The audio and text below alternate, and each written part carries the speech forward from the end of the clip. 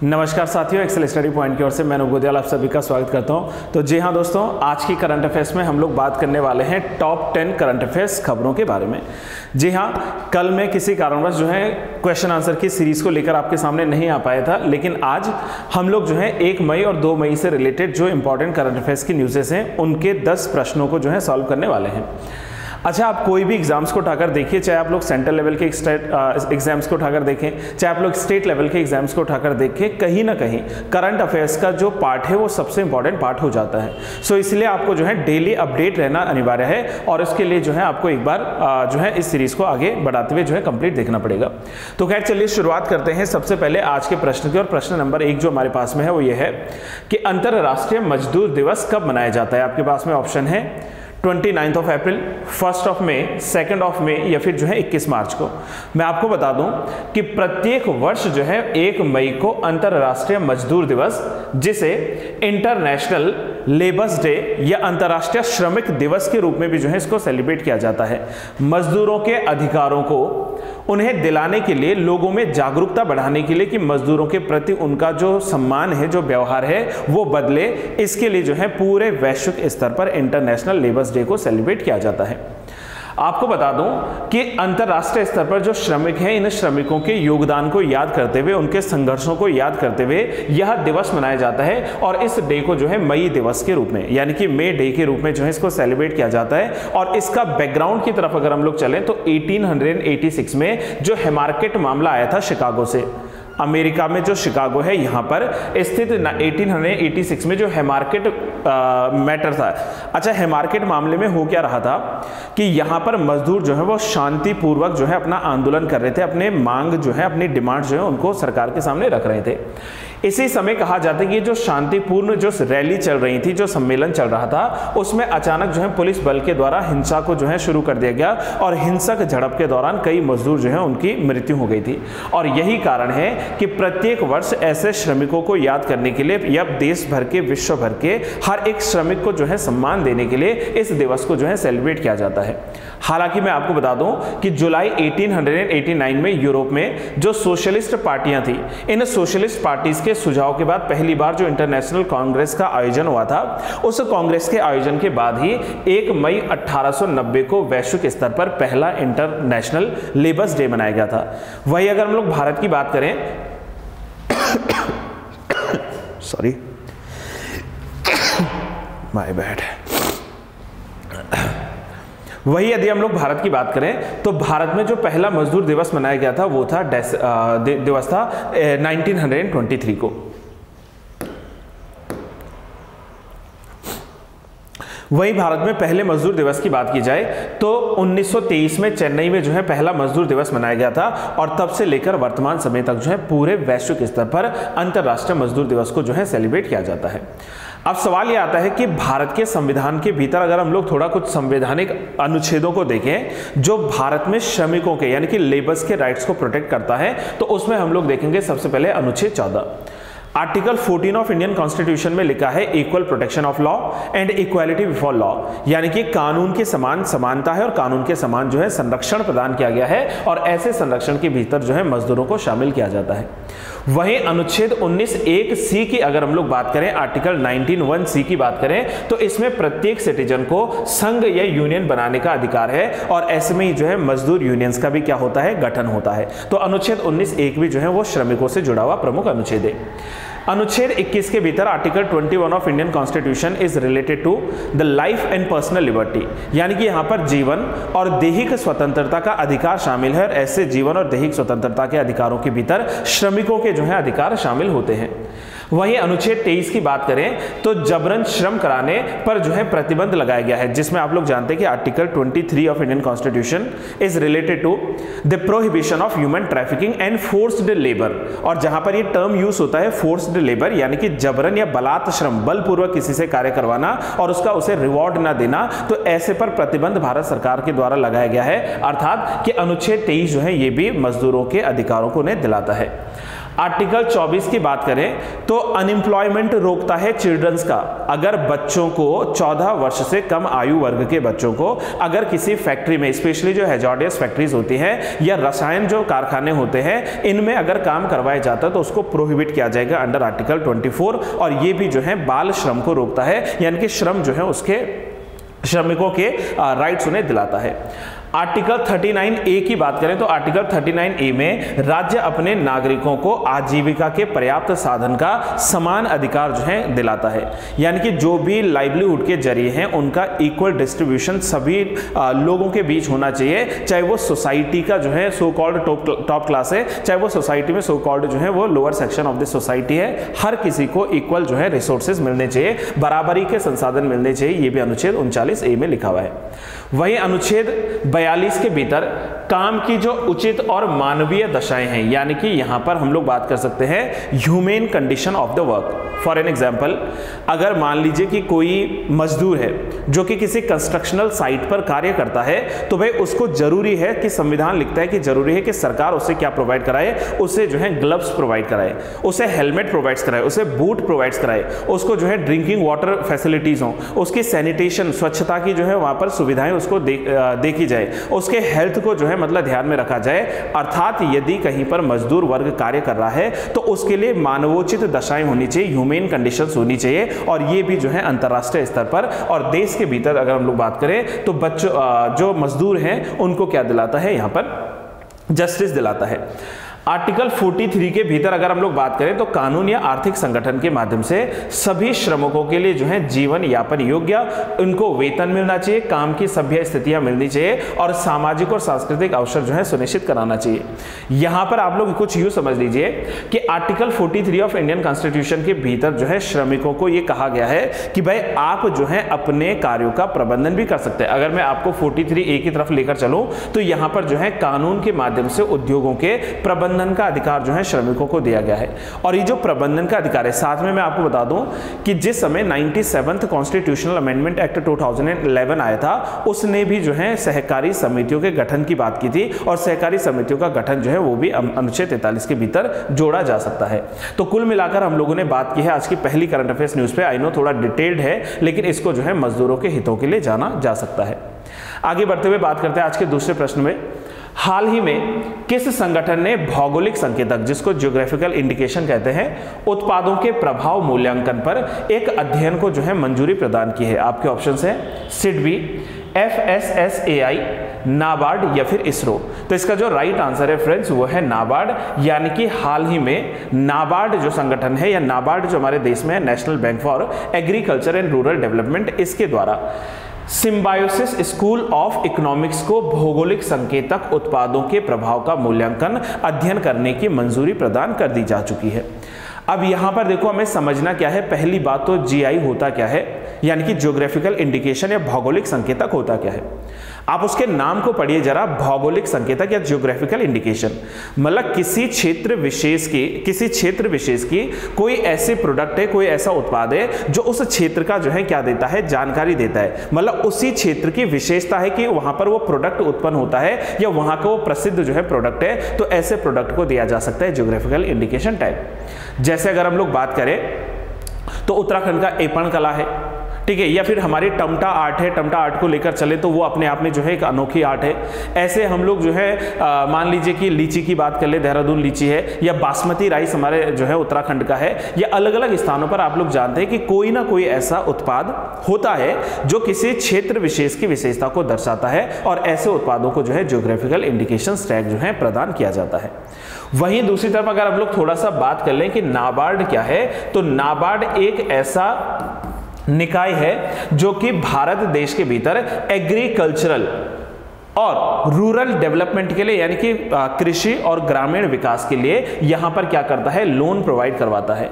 आप लोग को बता दूं कि ये जो नाबार्ड है, इस नाबार्ड की स्थापना की सिफारिश पहली बार जो है वो की गई थी 1979 में शिवरामन कमेटी जी के द्वारा, और शिवरामन कमेटी के रिकमेंडेशंस के ही बाद 1982 में पहली बार जो है नाबार्ड की स्थापना की गई थी। और प्रारंभ में हालांकि आप लोग जानते हैं कि नाबार्ड में आरबीआई और सेंट्रल जो गवर्नमेंट है दोनों का पार्टिसिपेशन होता था, राइट। और वर्तमान समय में ये पूर्ण रूप से जो है केंद्र सरकार के अधीन जो है कार्य करने वाला एक निकाय है, जो कि ग्रामीण क्षेत्रों के विकास के लिए जो है कार्य करने के लिए ऋण या लोन की जो है सुविधा प्रदान करता है।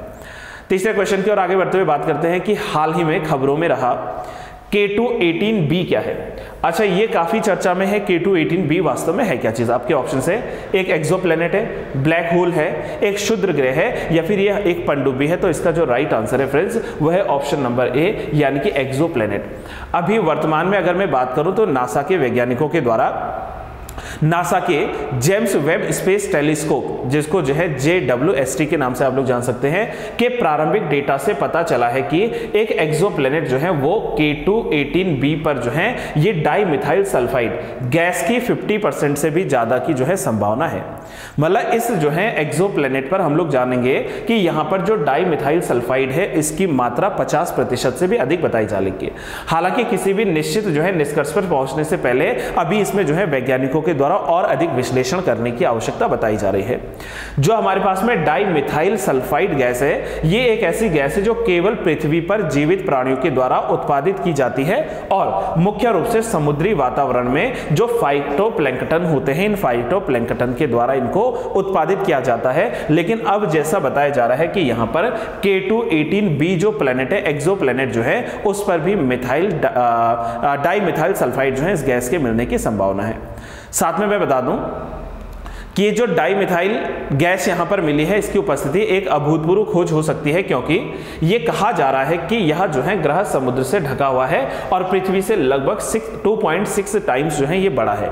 एक्सोप्लैनेट की अगर हम लोग बात करें K2-18b, इसकी खोज वर्ष 2015 में की गई थी और ये एक जो है सुपर अर्थ एक्सोप्लैनेट के रूप में जाना गया था, जो M प्रकार के तारे की जो है परिक्रमा भी करता है। और M प्रकार के तारे जो है वो सूर्य से छोटे और ठंडे होते हैं, लाल और बौने श्रेणी में जो आते हैं, रेड और ड्वार्फ जो है कैटेगरी में आते हैं। और K2-18b जो है गोल्डीलॉक्स क्षेत्र में रहता है, जहां पर तापमान वो लिक्विड पानी को जो है बनाए रखता है। इसलिए ये खोज जरूरी है कि यहां पर हमसे पूछा जाएगा कि हाल ही में किस प्लेनेट पर जो है सबसे ज्यादा डाइमिथाइल जो है सल्फाइड की खोज की गई है। तो वो है K2-18b, जो पृथ्वी से लगभग 2.6 गुना बड़ा एक प्लेनेट आता है।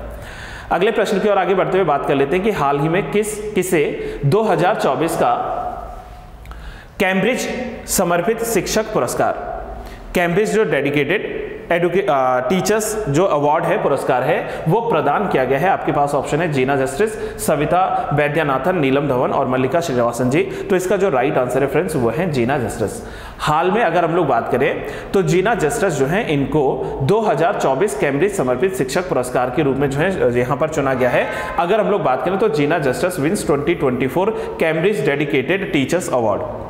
जीना जस्टिस को 2024 के इस प्रतिष्ठित सम्मान से जो है सम्मानित किया गया है। और इसमें अगर हम लोग उनके शिक्षण पुरस्कारों की बात करें तो इसमें मध्य पूर्व और उत्तरी अफ्रीका के लिए क्षेत्र विजेता के रूप में इनको जो है नामित किया गया है। जीना जस्टिस जो है इन्हें संयुक्त अरब अमीरात यानी कि UAE के शारजा गर्ल्स ब्रांच में एक अंग्रेजी हाई स्कूल के शिक्षिका के रूप में जान सकते हैं। और जीना जस्टिस जो है मूल रूप से जो है वो केरल के तिरुवनंतपुरम की रहने वाली हैं। तो ये भारत की उपलब्धियों में जोड़ा जा सकता है। जीना जस्टिस जो है इन्हें 2005 से UAE में जो है ये काम कर रही हैं, तो इसलिए जो है जीना जस्टिस को इस बार ये सम्मान मिला है। वही अगर बात करें कि कैम्ब्रिज समर्पित शिक्षक पुरस्कार है क्या, तो ये एक वैश्विक प्रतियोगिता है, एक ग्लोबल जो है कंपटीशन है, जिसमें छात्र, पेरेंट्स और जो सहकर्मी हैं उन शिक्षकों को नामांकित कर सकते हैं जिन्होंने उनकी शैक्षणिक यात्रा पर अपना महत्वपूर्ण योगदान दिया। इसमें कोई जूरी मेंबर्स नहीं है अलग से, इसमें जिन छात्रों को पढ़ाया जा रहा है उनके द्वारा, उनके पेरेंट्स के द्वारा और उनके जो कॉलीग्स हैं, उनके जो सह शिक्षक हैं उनके द्वारा जो है नामित किया जाता है। और ऐसे नाम में जो है इस बार जो है जीना जस्टिस जी को ये नाम सम्मानित हुआ है। इस प्रतियोगिता में छात्र, अभिभावक और सहकर्मी उन शिक्षकों को नामांकित कर सकते हैं जिन्होंने उनकी शैक्षणिक यात्रा में जो अपना महत्वपूर्ण योगदान दिया हो। तो इसके लिए जो है जीना जस्टिस जी को इस बार ये सम्मान मिला है। अगले प्रश्न की ओर आगे बढ़ते हुए बात कर लेते हैं। हाल ही में मिस यूनिवर्स ब्यूनस आयर्स सौंदर्य प्रतियोगिता जो है किसने जीती है? Your options are Alejandra Rodriguez, Heidi Cruz, Krystyna Pyszkova और लास्ट में आता है कोरोलिना बिलावस्का। आपने शायद ये दो नाम भी जो है याद रखे होंगे। हालांकि मैं इसमें अभी बात कर लेता हूं कि इस क्वेश्चन का जो राइट आंसर है वो है ऑप्शन नंबर ए, 60 वर्षीय 60 years old miss universe Buenos Aires जो है अर्जेंटीना सौंदर्य प्रतियोगिता में जो सम्मानित हुई हैं वो है एलेजांद्रा रॉड्रिग्स। इन्होंने अर्जेंटीना में मिस यूनिवर्स ब्यूनस आयर्स का खिताब जीतकर एक नया जो है विश्व इतिहास रच दिया है। रॉड्रिग्स जो है पेशे से एक वकील और पत्रकार रही हैं। द मिस यूनिवर्स प्रतियोगिता के इतिहास में केवल 18 से 28 वर्ष की आयु की महिलाओं को ही जो है बिना किसी बच्चे के अविवाहित रहने की आवश्यकता को प्रतियोगिताओं में भाग लेने की अनुमति होती थी। और यहाँ पर जो है 60 ईयर्स ओल्ड जो है वो मिस यूनिवर्स जो है बन चुके हैं, इसलिए ये न्यूज़ जो है ज़्यादा चर्चा में रहती है, ज़्यादा जो है यहाँ पर खबरों में रहती है। हाल ही में इंडिया टुडे के एआई एंकर ने ग्लोबल मीडिया अवार्ड जीता है, तो वो एआई एंकर है कौन? हालांकि मैं बता दूं कि ये जो चारों मैंने यहाँ पर आपको ऑप्शंस दिए हैं ये चारों ही एआई एंकर्स है। एआई मतलब आर्टिफिशियल इंटेलिजेंस जो है। सना, लीसा, सौंदर्य या फिर जो है माया। तो इसका जो राइट आंसर है गाइज वो है ऑप्शन नंबर ए, यानी कि सना जो है इनको वर्ष 2024 के लिए ग्लोबल मीडिया अवार्ड जो है दिया गया है। अब जब आप लोग इस न्यूज़ की तरफ आगे बढ़ते हैं तो इंडिया टुडे एंकर सना ने वैश्विक मीडिया पुरस्कार जो है यहाँ पर इनको जीता है। फर्स्ट प्लेस इनको जो है मिला है इंडिया टुडे के चलते। और ये जो न्यूज़ एंकर हैं इन्होंने नई जो एआई टेक्निक है इनके साथ न्यूज़ रूम में जो है बदलाव लाने या बदलाव का नेतृत्व करने के लिए अंतर्राष्ट्रीय समाचार मीडिया एसोसिएशन के द्वारा 2024 का वैश्विक मीडिया पुरस्कार जो है ये जीता है।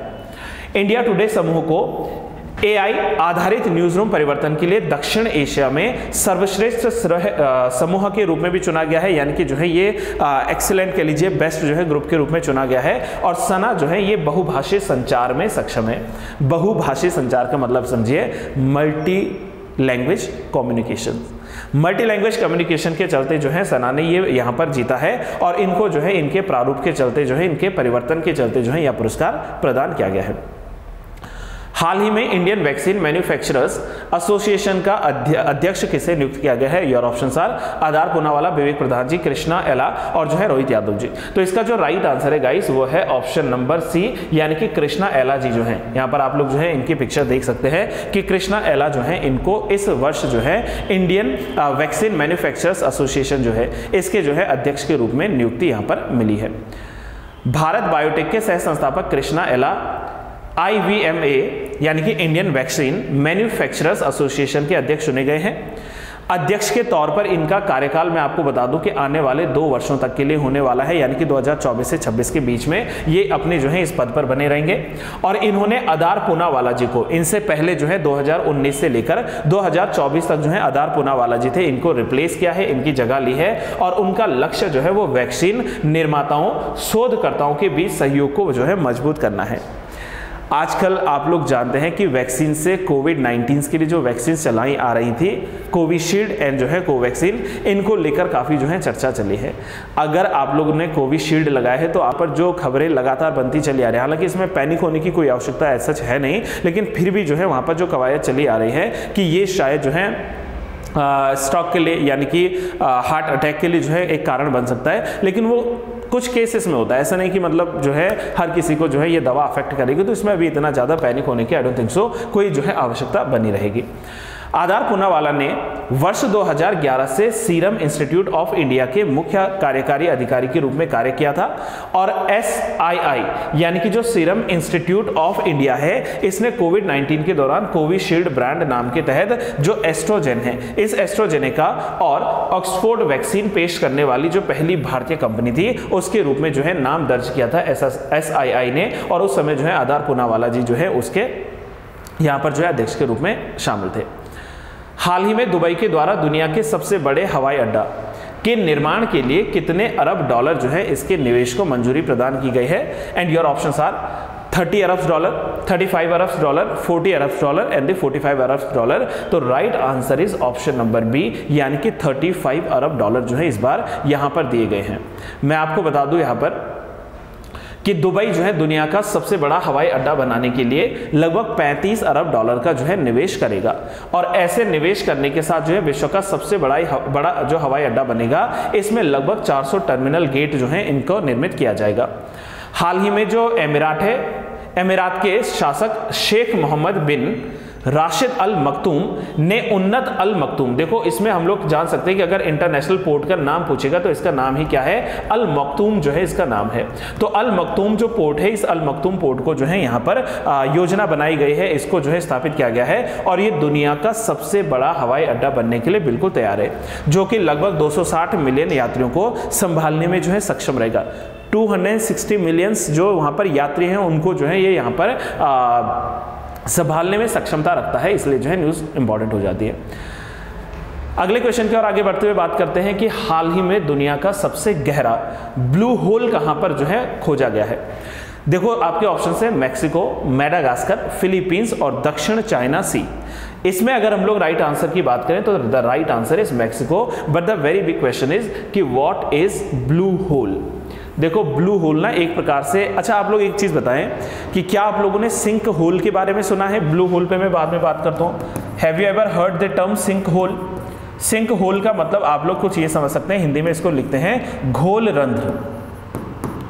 घोल रंध्र अक्सर क्या होता है ना कि हमारा जो अर्थ सरफेस है, जो पृथ्वी की सतह है, इसके नीचे जो है ग्राउंड वाटर है, राइट, इसके नीचे भूमिगत जल है और ये भूमिगत जल क्या करता है कि ऐसे स्थल खंड को, ऐसे भूमि के टुकड़े को जिसमें जो है लाइम की मात्रा या कास्ट जो है फॉर्मेशन जहां पर ज्यादा है, संगमरमर है, लाइम की मात्रा है, चूना है इत्यादि है, तो वहां पर वो क्या करता है मिट्टी को अंदर से घोलता है। अगर ये सरफेस है तो पानी यहां से मिट्टी को अंदर से घोल रहा है और एक समय बाद वो पृथ्वी के खंड को क्या करेगा, अपनी ओर खींच लेगा और पृथ्वी पर क्या हो जाएगा या किसी भी सरफेस पर क्या हो जाएगा, एक खड्डा हो जाएगा, एक जो है खोखल हो जाएगा, एक होल हो जाएगा, जिसको घोल रंध्र या सिंक होल कहते हैं। ऐसे ही संरचना हम लोग जो है कहां पर देख सकते हैं, ओशंस में देख सकते हैं, समुद्रों में जो है वहां पर देख सकते हैं, जहां